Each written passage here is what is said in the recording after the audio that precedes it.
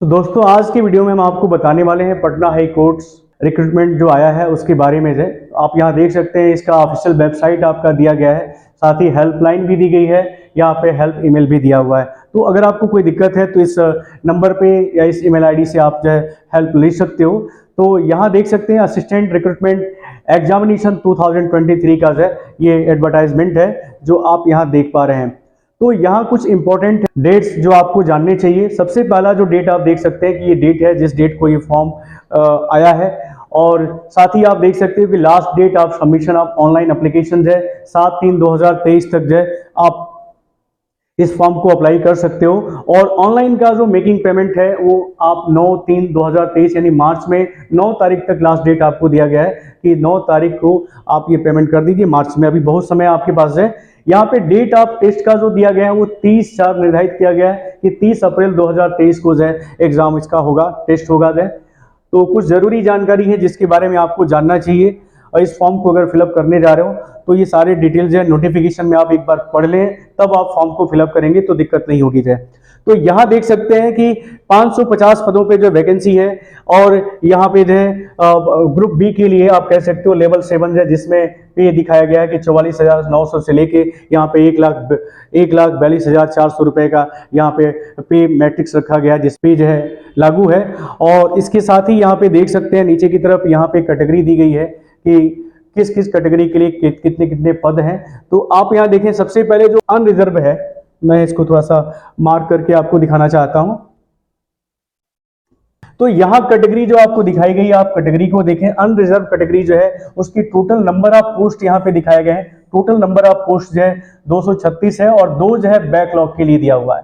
Horizontally reserve post for women के लिए जो दिया गया है वो 76 है, यहाँ पे देख पा रहे होंगे। यहाँ पे देख सकते हैं कि एसटी कैटेगरी के लिए जो दिया गया, एससी कैटेगरी के लिए वो 88 है, और यहाँ पे वुमेन के लिए है 33 है रिजर्व है, वो यहाँ पे आपको शो किया गया है। पहले एसटी के लिए भी आप देख लें। एसटी के लिए है यहाँ पे टोटल जो है 5 पद है, जिसमें से 2 वुमेन के लिए रखे गए हैं। इसी तरह ईबीसी के लिए, ईबीसी मतलब एक्सट्रीमली बैकवर्ड क्लासेस के लिए यहाँ पे 99 पोस्ट रखे गए हैं, जिसमें 39 जो है यानी 39 जो है पोस्ट जो है रिजर्व रखा गया वुमेन के लिए। इसी तरह बैकवर्ड क्लास की बात करें यानी बीसी की बात करें तो इसके लिए टोटल जो पद दिए गए हैं वो 66 है, और यहाँ पे जो है 22 जो है रिजर्व रखा गया वुमेन के लिए। और इसी तरह यहाँ देख सकते हैं छठवां जो सीरियल नंबर आपको यहाँ दिखाया गया है, इकोनॉमिकली वीकर सेक्शन जो है ईडब्ल्यूएस वाले जो है, इसमें जो टोटल पद दिए गए 54 है, जिसमें से 17 जो है आपके वुमेन रिजर्व है। तो ये सब चीजें आपको ध्यान में रखना है। टोटल यहाँ पे दिखाया गया 548 + 2 बैकलॉग, और यहाँ पे टोटल इसका दिखाया गया 189। तो ये सब आपको जानना चाहिए, ये सब चीजें आपको समझना है। उसके बाद ही आपको फॉर्म को फिलअप करना है। तो मैं आपको दिखाता हूँ, और हाँ, ये वो ऑफिशियल वेबसाइट है जिसके ऊपर जाके आपको फॉर्म को फिलअप करना है। और अपने पूरी जानकारी यहाँ पे पहले भी दिखा है कि फर्स्ट में ही ये आपका ऑफिशियल वेबसाइट जो है दी गई है, यहाँ पे भी आप लिंक दिया हुआ है, यहाँ से भी आप फॉर्म को फिलअप कर सकते हो। नीचे आते हैं, यहाँ पे एलिजिबिलिटी दिखा रहा है, क्राइटेरिया क्या होना चाहिए। नेशनलिटी दिखा रहा है कि इंडियन होना चाहिए, और नीचे आ जाए जो जरूरी है वो हम आपको बताना चाहते हैं। यहाँ देखें मैरिटल स्टेटस क्या होना चाहिए, फिजिकली फिटनेस क्या होना चाहिए, ये सब चीज़ें आप डिटेल्स में पढ़ें। एज लिमिट यहाँ पे मेन पॉइंट है, एज लिमिट क्या होना चाहिए था। तो आप यहाँ देख सकते हैं कि candidate for direct recruitment to the post assistant must not be below 18 year, 18 वर्ष से कम नहीं होना चाहिए। इस फॉर्म को फिलअप करने वाले ध्यान दें कि उनका उम्र 18 वर्ष से कम नहीं होना चाहिए, यहाँ पे स्पष्ट कहा गया है। और यहाँ आप देख सकते हो कि 1 जनवरी 2023 तक उनका जो डेट ऑफ बर्थ है वो 18 वर्ष से अधिक होना चाहिए, ध्यान दीजिएगा। और यहाँ पे ये दिखाया गया है कि 1/1/2005 के पहले उनका डेट ऑफ बर्थ नहीं होना चाहिए। अगर है उसके बाद है, उसके पहले है, तब आप एलिजिबल है, फॉर्म को फिलअप कर सकते हैं। लेकिन उसके बाद है 1/1/2005 के बाद आपका जन्म हुआ है तो आप फॉर्म को फिलअप नहीं कर सकते, क्योंकि आपकी उम्र 18 वर्ष नहीं होगी जाए। तो ये चीज ध्यान देना है एज लिमिट में। अब यहाँ पे कुछ कैटेगरी के लिए जो है छूट मिला है, मैक्सिमम एज क्या होना चाहिए। तो यहाँ देख सकते हैं कि अनरिजर्व यानी ईडब्ल्यूएस वाले जो मेल है उनका जो उम्र है यहाँ पे रखा गया है 37 ईयर, और बॉर्न नॉट अर्लियर देन यहाँ पे दिया है 1986।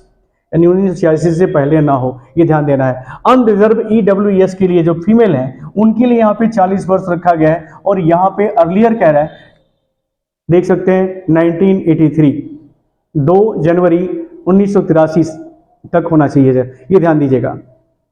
इसी तरह बीसी के लिए और ईबीसी के लिए यहाँ पे 40 वर्ष रखा गया है, और एससी एसटी के लिए जो है यहाँ पे 42 वर्ष का यहाँ पे ईयर मैक्सिमम एज रखा गया है। यहाँ पे ओएच मतलब है आर्थोपेडिक हैंडीकैप जो है उनके लिए जो यहाँ पे लिमिट रखा गया है 47 ईयर, ये ध्यान देना है।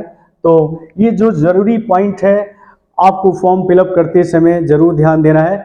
अब नीचे आते हैं और कौन सा मेन पॉइंट है उसको हम आपको दिखाते हैं। यहाँ देख सकते हैं रिजर्वेशन बता रहा है कि किस कैटेगरी के लिए कितना रिजर्वेशन रखा गया है। तो यहाँ देख सकते हैं vertically reservation for the schedule caste यानी एससी के लिए, शेड्यूल ट्राइब के लिए, एक्सटर्नली बैकवर्ड क्लासेस के लिए ईबीसी और बैकवर्ड क्लासेस के लिए, और इकोनॉमिकली वीकर यानी EWS of the state of Bihar shall be applicable in the following manner. अगर बिहार के रहने वाले हैं तो उन एसटी एससी के लिए यहाँ पे पहले से रिजर्वेशन रखा गया है 16, यहाँ पे देख सकते हैं 16% का रिजर्वेशन है। यहाँ देख सकते हैं कि जो बिहार के शेड्यूल कास्ट हैं उनके लिए रिजर्वेशन पहले से है, अदर स्टेट के लिए नहीं है। तो शेड्यूल कास्ट के लिए 16% रखा गया है, एसटी के लिए 1% रखा गया है, और यहाँ पे ईबीसी के लिए यहाँ पे 18% रखा गया है, और बैकवर्ड क्लासेस के लिए 12%, और यहाँ पे इकोनॉमिकली वीकर सेक्शन के लिए 10% रखा गया है। तो ये चीज़ें आपको ध्यान में रखनी है फॉर्म फिलअप करते समय, ये भी आपको याद रखना होगा। अब यहाँ पे देख सकते हैं वुमेन कैंडिडेट के लिए यहाँ पे 35% है, जबकि आर्थोपेडिकली हैंडीकैप के लिए 4% का रिजर्वेशन पहले से रखा हुआ है अगर वो बिहार का निवासी है। तो ये सब चीज़ें हैं जो आपको समझना है, आपको जानना है फॉर्म फिलअप करते समय, ये सब चीज़ें आप ध्यान से देखें। तो और भी क्या है इसमें, जो यहाँ पे सिलेक्शन दिखा रहा है कि कितना मोड ऑफ सिलेक्शन बता रहा है। तो पहला टेस्ट बता रहा है कि फर्स्ट जो है आपका टेस्ट है जिसमें मल्टीपल चॉइस क्वेश्चन आपको मिलेंगे, और साथ में रिटन टेस्ट भी आपको देना है, कंप्यूटर का भी टेस्ट होगा और इंटरव्यू भी आपको देना होगा। इतने तरह से आपका सिलेक्शन जो है किया जाएगा। तो यहाँ पे मिनिमम क्वालिफिकेशन की बात कर रहा है। तो मिनिमम क्वालिफिकेशन स्टैंडर्ड सेल भी कह रहा है कि 40% मार्क आप प्रीलिमिनरी टेस्ट में आपको मिलना चाहिए। 40% अगर आपको टेस्ट मिल रहा है, 40% अगर आपको मार्क्स मिल रहा है, तो आगे कह रहा है कि 40% marks in each section of written test, 40% का प्रत्येक सेक्शन में आपको जो है मार्क्स मिलने चाहिए, और 30% मार्क्स आपको इंटरव्यू में मिलने चाहिए, तभी आपका सिलेक्शन संभव है। इसके बाद यहाँ पे देख सकते हैं कि सिलेबस क्या होगा एंड स्कीम ऑफ एग्जामिनेशन यहाँ पे बताया गया है। अब यहाँ देख सकते हैं एग्जामिनेशन फीस के बारे में बताया गया कि अगर आप अनरिजर्व हैं, बीसी हैं, ईबीसी हैं, ईडब्ल्यूएस कैंडिडेट के लिए जो अमाउंट है यहाँ पे देखे जाए, टोटल अमाउंट यहाँ पे 1200 रुपए का फॉर्म लगेगा, 1200 रुपए आपको पेमेंट करने हैं। जबकि एससी एसटी और आर्थोपेडिकली हैंडीकैप जो व्यक्ति हैं उनके जो एग्जाम फीस होंगे वो 600 रुपया होंगे। ठीक है, तो ये सब चीज़ें आपको समझना है। आगे देखते हैं आगे क्या है इसमें जो जरूरी पॉइंट है। सेंटर ऑफ एग्जामिनेशन क्या होगा ये आप पढ़ सकते हैं। प्रोसीजर ऑफ अपॉइंटमेंट कैसे होगा, ये सब चीज़ें हैं। आप आ जाइए नीचे जो है, और जनरल इंस्ट्रक्शन दिया है, आप इसको पढ़ेंगे, पूरा डिटेल आप पढ़ें, उसके बाद ही आप फॉर्म को फिलअप करिए। मैं तो यही कहूँगा, क्योंकि अभी आपके पास समय है, मार्च तक आपको जो है 7 तारीख तक समय मिला है। तो एक बार पढ़ लीजिए पूरी तरह से और तब फॉर्म को फिलअप करिए जाए तो बेहतर रहेगा। नीचे की तरफ देखिए और कौन सा ज़रूरी पॉइंट है जो आपको जानना चाहिए, और यहाँ सिलेबस दिया है एंड स्कीम दिया है। तो मैं आपको यहाँ बता दूँ, जो ऊपर हमने आपको बताया था कि इसका सिलेबस क्या है, तो देख सकते हैं कि the assistant recruitment examination 2023 shall be conduct in 4 stage, 4 stage में होने हैं।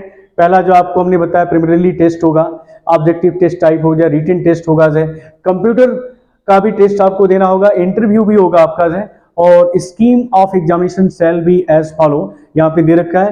प्रीलिमिनरी टेस्ट में क्या आपसे पूछा जाएगा, तो जनरल अवेयरनेस होगा। मैक्सिमम मार्क्स आपको यहाँ पे दिखाया गया कि मैक्सिमम मार्क्स कितने होंगे। यहाँ देख सकते हैं जनरल नॉलेज के लिए जो क्वेश्चन है यहाँ पे मैक्सिमम मार्क्स दिया 25 का दिया गया है, और रीजनिंग के लिए जो यहाँ पे जो क्वेश्चन जो आपको मिलेंगे वो 25 होंगे। जनरल इंग्लिश के लिए यहाँ पे 25 है, जनरल हिंदी के लिए 15 है, और यहाँ पे कंप्यूटर अवेयरनेस के लिए यहाँ पे जो दिया हुआ है वो 10 है। इसी तरह जनरल इंग्लिश, का जो टाइप होगा वो 60 होना चाहिए, और जनरल हिंदी का जो है यहाँ पे देख सकते हैं टोटल इसका जो है, इसका टोटल 100 है, और इसका जो है जो जनरल इंग्लिश और जनरल हिंदी का जो टाइप है वो यहाँ पे 60 और 40 मांगा है, इसका भी 100 मार्क्स यहाँ पे मैक्सिमम जो है मार्क्स आपका दिया हुआ है। इसी तरह मिनिमम क्वालिफाइंग मार्क क्या होना चाहिए है, तो इसमें देख सकते हैं कि 100 में से आपको 40 जो है मिनिमम लाना होगा, और यहाँ देख सकते हैं जो जनरल इंग्लिश है इसमें 60 में से 24 आपको मार्क्स लेने पड़ेंगे, और जनरल हिंदी का जो है उसका जो मार्क्स होगा वो मिनिमम कितना होगा, 16 होगा, इसको आप जोड़ेंगे तो 40 आएगा। और टाइमिंग यहाँ पे बताया है, ड्यूरेशन जो आपको दे रहा है कि 2 घंटे का इसमें ड्यूरेशन मिलेगा, और इसमें आपको टोटल जो है 3 घंटे का समय मिलेगा। तो ये सब जरूरी जानकारी है। इंटरव्यू भी आपके कंप्यूटर में टेस्ट जो आपके लिए जाएंगे उसमें के उसके क्वालिफाइंग जो है दिए गए हैं, यहाँ पे टोटल जो है 10, और इंटरव्यू में भी आपको दिया गया है। अब देख सकते हैं कि यहाँ पे जनरल हिंदी में आपसे क्या पूछा जाएगा, तो जनरल हिंदी में यहाँ पे व्याकरण से पूछे जाएंगे, शब्द का रूपांतरण होगा, संज्ञा, लिंग, वचन, सर्वनाम विश्लेषण, क्रिया विश्लेषण, कारक, काल, वाच्य, संधि, समास, उपसर्ग, ये सब जो है हिंदी से रिलेटेड जो है क्वेश्चंस आपके यहाँ पे बनेंगे। रिटन टेस्ट भी आपको यहाँ पे देना होगा जिसमें 60 मार्क्स होंगे, 40 मार्क्स आपको लाने होंगे, ये सब जरूरी है। जो अब यहाँ देख सकते हैं जनरल हिंदी में क्या होगा, तो निबंध लेखन है, पत्र लेखन है, ये सब चीजें, शुद्ध वर्तनी वगैरह जो है से रिलेटेड क्वेश्चंस आपसे पूछे जाएंगे। यहाँ पे कंप्यूटर जो है का भी टेस्ट पूछा गया है कि वर्ड प्रोसेसिंग टेस्ट होगा, माइक्रोसॉफ्ट वर्ड का अगर आपको जानकारी है तो माइक्रोसॉफ्ट वर्ड से संबंधित आपको यहाँ पे क्वेश्चन जो है पूछे जाएंगे। यहाँ देख सकते हैं word processing test on word, MS word. This test will be target to test the basic typing skill of the candidate as well as their basic knowledge of MS Word। तो basic knowledge आपका होना चाहिए, और test in the spreadsheet यानी MS Excel का भी ज्ञान होना चाहिए। इस फॉर्म को अगर फिलअप कर रहे हैं तो this test will be target to check the basic understanding of MS Excel, यानी MS Excel को आप कितना जानते हो, ये सब जानकारी भी आपके पास होना चाहिए। अब यहाँ पे देख सकते हैं इंटरनेट प्रोफिशिएंसी भी होना चाहिए, इंटरनेट के बारे में भी आपको ज्ञान होना चाहिए, क्योंकि आज इंटरनेट का ज़माना है, तो आपको हर चीज़ें आप देख पा रहे होंगे कि इंटरनेट के द्वारा जो संभव है, तो इंटरनेट का भी ज्ञान होना चाहिए। इंटरव्यू का यहाँ भी प्रोसेस दिया गया है कि इंटरव्यू कैसे होंगे, तो यहाँ पे इंटरव्यू में टोटल मार्क्स यहाँ पे दिया है shall be 10 marks and the minimum qualifying marks of shall be 3। हाँ, मैंडेटरी दिखा रहा है 10 में से मिनिमम आपको 3 लाना पड़ेगा। यहाँ आप देख सकते हैं list of cities district having examination centre, यानी जहां एग्जामिनेशन सेंटर बनने वाला है उसका यहाँ पे नाम दिया हुआ है। तो यहाँ पे देख सकते हैं 15 यहाँ पे डिस्ट्रिक्ट या सिटी का नाम दिया हुआ है, और ये सभी बिहार में सेंटर आपके बनेंगे। यहाँ पे पटना, भोजपुर, आरा, नालंदा, गया, औरंगाबाद, जहानाबाद, नवादा, ये सब जो है आपके डिस्ट्रिक्ट या सिटी के नाम दिए गए हैं जहाँ पे एग्जाम सेंटर बनेंगे। तो एग्जाम सेंटर भी आपको पता चल गया कि कहाँ एग्जाम पड़ेंगे आपके, कहाँ कहाँ आप सेंटर भर सकते हो। आप अपना नज़दीकी देख लीजिएगा कि नज़दीक कहाँ है, उसके बाद आप फॉर्म को फिलअप करेंगे। अब यहाँ पे कुछ इंस्ट्रक्शन दिए गए हैं फॉर्म फिलअप करने के लिए, ये जरूरी है जो आपको पढ़ लेना चाहिए, और पढ़ के जो तब फॉर्म को आप फिलअप करेंगे तो अच्छा रहेगा। तो ये सब जानकारी आप देख लीजिए। सबसे पहले जो है आपके पास scan copy of recent passport size colour photo होना चाहिए, तत्काल का जो आपने खिंचवाया होगा। इसके बाद यहाँ पे देख सकते हैं स्कैन कर लीजिए अपना सिग्नेचर। उसके बाद यहाँ पे मैट्रिकुलेशन 10th का सर्टिफिकेट होना चाहिए, 10th का मार्कशीट होना चाहिए, ग्रेजुएशन डिग्री आपके पास जो है वो उसका सर्टिफिकेट होना चाहिए, और ग्रेजुएशन का मार्कशीट भी चाहिए।